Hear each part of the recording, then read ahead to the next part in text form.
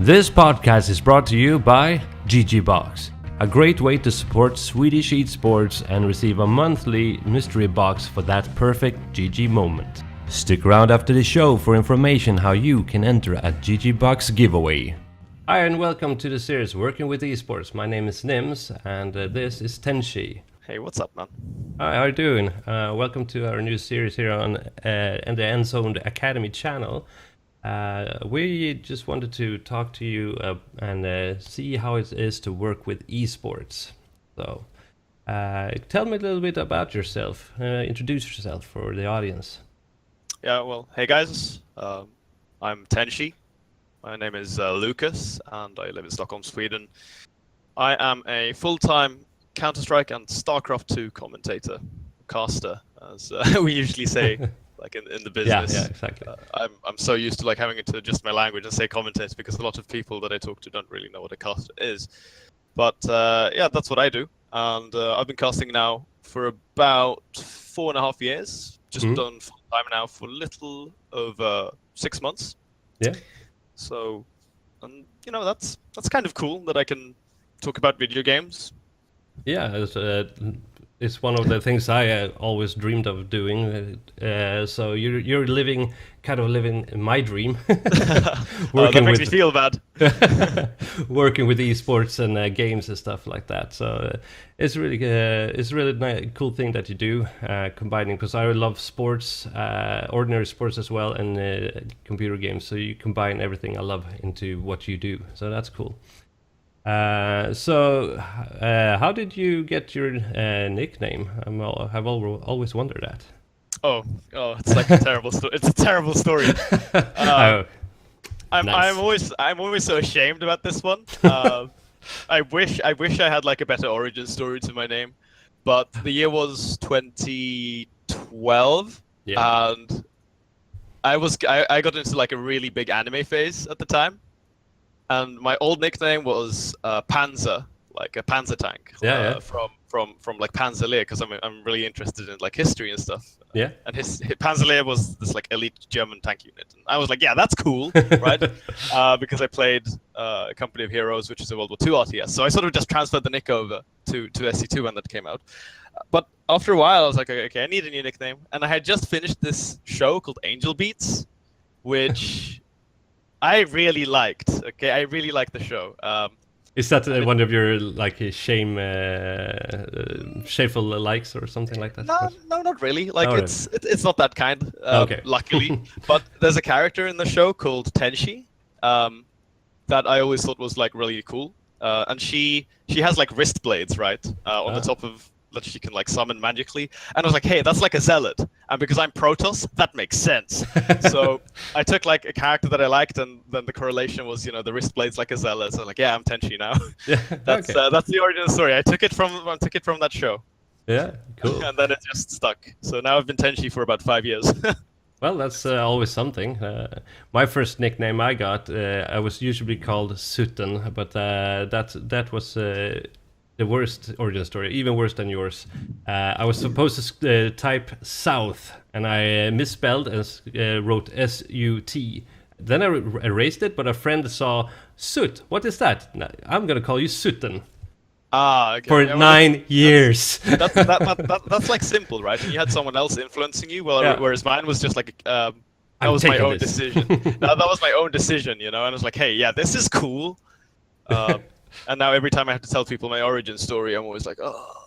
But you could make it like an epic story, like. No, I can't. That's the thing. I can't make it an epic story because I cried when I watched that show. Okay. Okay. I can't make that cool. Okay, fair enough. Yeah. So have you always lived in Stockholm? No. No. No, actually not. I have an origin in England because my dad was an Englishman. Like I'm adopted from South Korea. So spent a couple of years in England with my dad and my mother, who is Swedish, and then we moved to Stockholm. Okay. So I guess in Sweden we've always lived in Stockholm. Yeah. Okay. But yeah, fair enough. I did not know that you lived in. Was born, not born, but lived in England. Yeah, I was in London. Yeah, that's nice. So what got you interested into first of all games in general? What was your gateway drug to games? Oh, I think it was my dad Hmm? who kind of introduced me to the whole thing because he was always like really big on computers and stuff. So I remember that we got one of those like home PCs as early as like 1995, Yeah. and I was like 2, 3 years old by then. It used to be under a staircase on the first floor because we lived in like a 2-story house, and like under the stairs we had the PC. So my dad would play. He played like Age of Empires 1 and Descent. Great if game. any one of you guys know Descent, I do. I do. Oh, dude, Yeah. 'cause we had to launch that from DOS, right? Yeah. Like Descent 1. You had to go into DOS mode and you had to type in like manually find the partition and then launch it through DOS. I remember that, and he taught me how to do that because otherwise, every single time I was like, "Dad, can you do this for me?" But You got annoyed. Dude, yeah. Eventually, it became mature. But Descent is something that a game that's always stuck with me. I really love that series. It's so sick. Really awesome. It's so awesome, and I'm glad that you've played it as well. Like it's quite rare, when I talk to people, a lot of them don't know what it is. I'm shocked as well because I was surprised. I mean, because it's the same thing for you, right? Because like no one knows what it is. No, exactly. And I actually played it when it was original DOS before Windows. When Windows existed, of course. But and we have one of these what's called trackball mouse instead of our ordinary mouse, and that actually worked really well playing that game because of the. The game is a starship inside of an asteroid. It's an FPS essentially. But it was full 360. So yeah, it was really cool. It's like a really good game. Yeah. But so was that, and so that's like one of my first gaming memories, being like 3 or 4 years old, playing Descent with my dad. And then we also got a PlayStation for my older brother. So there, that was my first console gaming. We were never big on Nintendo and stuff in my family. Okay. Like everyone else is hyping up like Nintendo and stuff and like Super Mario and stuff, but I'm just like, nah, whatever. For me, it's like Crash Bandicoot, Spyro the Dragon, Medieval. Oh yeah. Have you played Medieval as well? Oh, it's so many good games, man, for those old consoles. There are. Yeah. Yeah. So like, that's kind of where I come from in terms of gaming. So it's been with me from like very early age. Yeah. What was your first esports game then? How did that transcend? How did you realize that esport was going to be a thing? And what was the game you started with? The first esport that I watched was probably through this like really old shitty GOM TV player. I don't remember exactly how you used to do it, but because my dad was a little bit interested by it, so he like set that up, and we watched a few of these like StarCraft games, like Brood War games in 2000. Fairly late, actually. I think I watched my first games like 2008, maybe 2009. Okay. Yeah. So it was kind of late with that, but I wasn't really aware that esports was a thing. I knew that there was competitive Halo because I played a ton of Halo on the Xbox and Xbox 360, and I knew that they did stuff like that on for MLG in like 2005. Yeah, that's right. Yeah. And then I also had a little bit of a run-in with. I played Call of Duty 4 Pro mod on the PC with like an Icelandic team, and we just did like scrims, and we tried to like compete in these small, for them, local, because it was like an Icelandic league, and we always got wrecked. But so I mean, I had some sort of understanding that this was like a sport, or rather that this was a thing. There was competition, people wanted to play, but I never really understood what esports was like fully until 2010 with the launch of StarCraft 2. Yeah, all right. Like internationally, at least.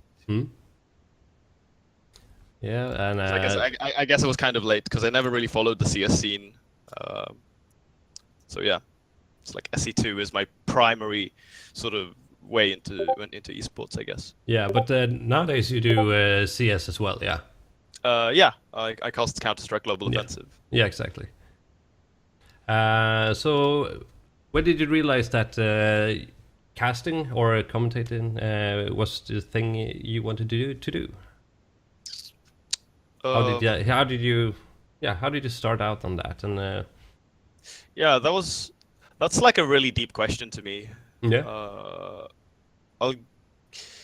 Because I I was kind of leaning towards becoming a musician, or like an English teacher, like music and English teacher is kind of what I wanted to do when I went to high school. Yeah, like the But piano in then, the background there. yeah, like I've played for a long time. I've played for like most of my life. Oh, So, but yeah, so that was kind of what I wanted to do. But then stuff happened. My father passed away in 2011, which really sort of turned my life around, yeah. which was really tough on me because I was close with my dad, and I dropped out of high school and I spent like at least I spent like a year sort of just doing small shitty jobs. Yeah, yeah. So I was doing that, like working in ICA and whatnot, and then I was like, yeah, I'm gonna get into the military. So I tried that, and that didn't work out for me. So I was just sitting around trying to figure out what to do with my life at that point. Yeah. And then I remember a friend of mine came to me and said, yeah, hey, Lucas, you like StarCraft and you have like a good voice. Your English is You good. do, yeah. Yeah, thanks, man. And it's like you should try out for this because there was this group called UniSL, University Star League, and they were looking for tryouts for casting because they had something called the Couch Cast. They were doing this like every weekend, like every odd week, and you got to come in and essentially cast, some of their games that they had set up because they had a tournament that was divided up into different leagues. Yeah. And so they said, like, yeah, go and do that. So I did. I went and tried out, and they really liked me. Apparently. So, yeah, and I because I went to music school from when I was 9 until I was 18. I've always like I was at that point. I'm kind of used to be operating on a stage and stuff, so I have no stage fright.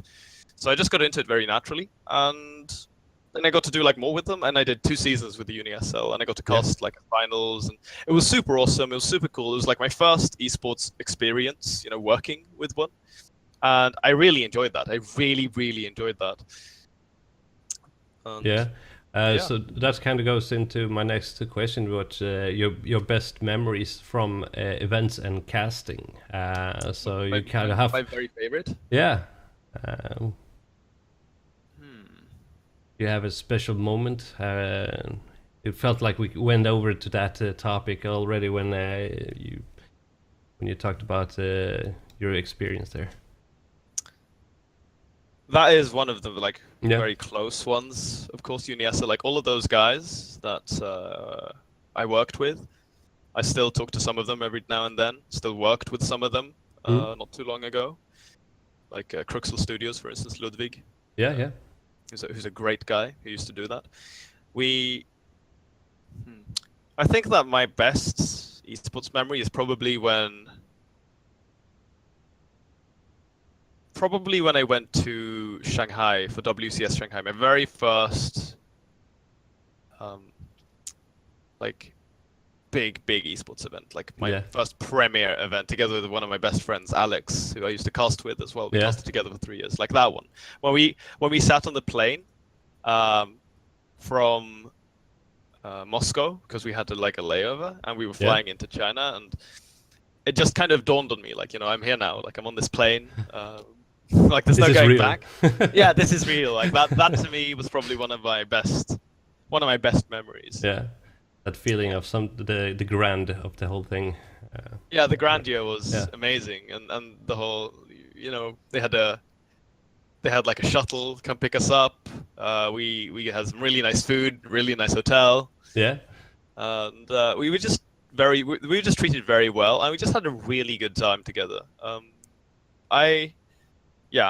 That's definitely like one of my best memories. Yeah. Especially so because I got to do it with one of my best friends as well, Yeah, exactly. Do you still work with Alex? Sadly, no. He's retired from esports now, and instead he's focusing on his degree. He wants to become a mathematician, so he's doing that in university right now. All right, yeah. Well, and he wouldn't have time to do both, like. No, I understand that. That's quite a undertaking. So. Yeah, absolutely. But do you have one of those casting memories where games just went so crazy, where you couldn't keep up with all the action going on? Do you have one of those? A good story of that? Yeah. Okay. So we were casting WCS Challenger for North America. This was last year. think it was like the first season of 2016. Yeah. If I'm not mistaken, it might have been the qualifiers for DreamHack tours in France. Yeah. And it was a game between Puck and Polt. Hmm? And it was a best of 5. But they went to game 6 because they tied. Puck opened up with like a Dark Templar drop, and then he went into Blinkstalkers, whereas Polt like Doom dropped his base and had Liberators and everything, and it just turned into such an insane game. Like Puck couldn't remake a Nexus or anything; he didn't have any money for it. But Polt couldn't kill his army. Yeah. So it turned into stalemate. It went to a game 6, and at this point we had already been casting for like 7 or 8 hours, so we were really tired. So you're kind of just like slumping in your chair a little bit. Yeah. But that game just reinvigorated us, and we had so much energy, and it was so insane. I've been trying to find the VOD, but alas, It's gone, I haven't had any luck. But yeah, that to me is like one of the most memorable games. And I think if anyone watches this now and they go back and they're like, if they were watching that, they'll know exactly what game I'm talking about. Yeah. Hopefully we can find some footage of that and show that later. So. Oh, so good. Yeah. So working with esports is a very special thing. Something a lot of people want to do. What do you have? What's your best pro tip? My best pro tip? Yeah, your pro tip. Or tips. I guess I can call myself a professional, right? Because I'm doing it as a living. Yeah, you can. Isn't that like the definition of like when you're professional at something, you do it and you like and live off of it? Yeah, at least when you make some money at all. That's what I said when I was doing music. When I get money and more than I spend, that's when I'm a professional musician. Okay. So then I'm professional. I'm a professional esports guy. Yeah. No, well, I think it's hard to say just like off of the bat, but if you have a concept, like a winning concept, or there's something with you that really stands out, then just keep pushing yourself and never ever get complacent. Like that is one of the most dangerous things you can do in esports. Like if you get complacent, then it's essentially just all for naught, because there are a lot of people in esports nowadays, I feel, who've been around for a while, and some of them are definitely complacent in their position. So they don't really work to improve. They just sit there like, people are just going to hire me because, I've been around. So the quality of the cast and the content generally drops a little bit when people end up this way. So what I'm always trying to do is I'm always trying to, stay on top. I'm always trying to push myself to improve and to get better. So that's it, just like push yourself hard. Never rest, because there's no time for that. You can't get comfortable in where you are. Like unless like if you want to stop at like mid tier, then sure. But like for me, I'm pushing towards the top. Like I want to be one of the best esports casters within the next 3 or 4 years. Yeah, that's kind of my ambition with this. Do you have any like role models that you not maybe now, but that you used to look up to and like, that's how I want to do it, and then you surpassed that maybe? I wouldn't say that I've surpassed him by now, but Todd, the French Protoss and StarCraft caster, like I've always really loved his analytical point of view. Yeah. Now I used to be a very analytical caster, but I've kind of I kind of stepped back from that now. I'm a little bit more of a play-by-play and like host. Because I'm running my own shows a lot. Yeah. So I think that's sort of taken the backseat, sadly. But I do love great analysis. And Todd has always been like really good at that. So I always loved listening to him. So Todd has always been like a huge inspiration to me. And then I think also Brendan Valdez, who used to do he does like SSL and he does LCK, League of Legends, and a few other things. I think he's like one of the best people I've ever worked with, because he's so flexible, and the way he works is that he at least like he doesn't even need to really push anything about it. It's just that whenever you work with him, it feels as if he's got confidence in you, That's really and good. like he never throws you under the bus in any way, and he's always like super comfortable. He always seems to be very comfortable. Like even if he's faking it, like after when we're offline, like off the camera, and he's like, "Oh my god, this was terrible," you can't really tell. He's when really you're professional live. in that way. Yeah, like he's amazing to work with. He's like one of the most inspirational people I've ever met. And he's a super nice guy as well. Like I really like Brendan. So yeah, Brendan Valdez and Todd would be like my two kind of go-to guys. Yeah. Yeah, cool. And a continuation on pro tips. What's if someone wants to become a caster? What should they? The first thing they should do. What is that? Oh, that's really hard. Yeah, because I can guess imagine. okay. Yeah, sorry. Okay. So it's like this. You have to sort of scope out what kind of caster do I want to be. Like, do I want to do that internationally? Do I want to do it like locally, like domestically? Because I know people who are really good at casting in Swedish, but they're terrible at casting in English, and vice versa. You know, so you need to sort of figure that one out first. For me, it was really easy. I was like, yeah, I want to go international right away because I feel confident in my language, in my English. Yeah, it's okay. It's yeah, it's all right. It's all right. It's like yeah, it's all right. But yeah, so that for me was really important first and foremost to establish where do I set the bar, and that's where I set it was international. I want to be casting international events. Yeah.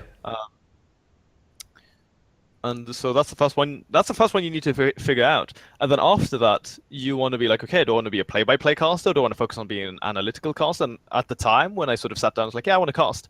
I was a lot more analytical. So it was a little bit easier for me because I already understood StarCraft very well. Yeah. To just sit down and keep watching games and keep grinding in the information. Because like I knew a lot of these things already because I tried to go pro in 2012, 2013 in StarCraft 2. So I really pushed myself really hard with like builds and strategies and timings and all of that stuff. And I studied a ton of replays and games from professional players. And that really helped me on the analytical part. But after, like I said, now it's kind of taken a backseat to this. You really have to focus on what your main part is going to be in it. So like if you're play-by-playing, you need to like do tongue twisters and read books to expand your vocabulary and stuff like that. It's really important. Like how eloquent you can define your opportunities as a hosting caster or as a caster in general. Yeah, because that is one of the things I know I could never do. I could never be a caster or a live commentating, because when I get excited, I'm more like stuttering words, sounds, grunting, and it's like, oh my god, oh look, oh. So that must be the hardest thing to overcome if you want, because I would have thought about it would be fun to cast a game, but then I know my limitations. I'm too invested in the game than to actually be coherent outwards. Yeah, exactly. Yeah, exactly. It's like you need to be that. You need to like be excited, be genuine in the excitement of the game. That's really important. But you need to somewhere draw the line and be able to stay behind it. Yeah, because there's nothing worse than a commentator, the caster or commentator that's and he does this, and that looks okay. You actually said something really good there a little bit earlier just now with for instance, that you start stuttering when you get excited. To know one's own weaknesses and what you have to overcome is really, really, really, really, really important. I can't stress this enough. Hear that? It's really important. Yeah, no, it's insane. Like I had this thing where I would go like a lot in between segments. Yeah. And right away I realized, okay, this is really bad. I still do it sometimes when I'm kind of out of focus, which obviously is very poor. But now I know what to look for when you're out of focus. You're going, But so that's what I focused on, my weaknesses. That's the first things you want to start eliminating. Instead of going like, oh yeah, well, my English is good, and if you're comfortable speaking it very quickly, because I was really good with that already. So I was like, yeah, instead of focusing on that, you want to focus on what you're terrible at, like what makes you suck as a caster. Those are the first things that you need to put like lots and lots of time into grinding away. Yeah. So you could also get friends to give you feedback to where is this interesting to listen to. Is that a thing to do as well? Yeah, most certainly. I asked a lot of friends. I have a lot of people that I'm really thankful towards, who helped me on my adventure. Yeah, I guess I could call it. Yeah, by spending time watching VODs, watching me cast, hanging out with me at events, and I'm generally a very straightforward guy, so most of my friends, I think, are also very straightforward with me, because otherwise communication gets really skewed and it's kind of awkward then. Yeah. So I'm always just like, if this was good, tell me. If this was bad, tell me. And I've been getting a lot of honesty from a lot of close friends, and that is one of the most important things I've ever had when casting. You need to have friends you can trust, and friends who aren't afraid to be honest with you. Yeah. To be fair though, like if you have friends who aren't honest with you from the get-go, then you're shitty friends. You know? True. There's a lot of people are afraid to say what they mean. Especially Swedes. I'm sorry to say it, but especially Swedes, man. I know. I can be guilty of that because I'm raised in a with mentality of don't make someone else sad or anything. So so you tiptoe around them and you end up hurting them because you didn't say the things straight away. Exactly. Like the repercussions will be much worse if you just wait, you know, because then you'll be like, yeah, okay, so everyone says I'm a good caster, so I'm going to go and cast, and then you're actually shit, and then no one has told you that you're shit, so you're just going to go and look like terrible. American Idol and stuff like that. Go, you're a great singer. Go on stage. Go sing. Yeah, you get those kinds of situations, and I've kind of avoided that to a certain degree. I think there have been times where I've just been really bad. My first day in WCS Shanghai was really bad. That was like one of my worst casting days ever. I was super tilted, super nervous. I was like shaking and everything, but I overcame that quite quickly. Yeah. But that is a lot. It all sort of boils down to, you know, that friends were honest with me. So you need to have that. Like all of the things I've said now for the past like 7 or 8 minutes. Yeah. All of those things are really important to me. And then what matters to you as a different person it's all like very subjective. Mm. But I would say that those are like the most general things that you want to sort of keep an eye out for if you want to become a caster. Yeah. Okay. So what's next for you? What are the plans and events for you to cast and go to? What's up? So okay, well, I mean, I'm running a couple of online leagues from the Chinese StarCraft scene. We've got the Kung Fu Super League, which is a StarCraft tournament, $17,000, and the Masters Coliseum, which is a 16-man mini GSL with $10,000, 16 top GSL Koreans, which is super awesome. Yeah. So I'm doing those 4 times a week. Yeah. And then I'm doing the Nordic Championship as well, which is like a competition between all of the Nordic countries in StarCraft, Counter-Strike, and Rainbow Six Siege. That I'm also casting actually right now, which is really fun. It's a new game for me, so I'm really enjoying that. Yeah, Rainbow Six is the old first games are really close to the heart for me. I love those games. Yeah, they're really solid. That's kind of what I'm doing. Yeah. When are the Nordic games or tournaments?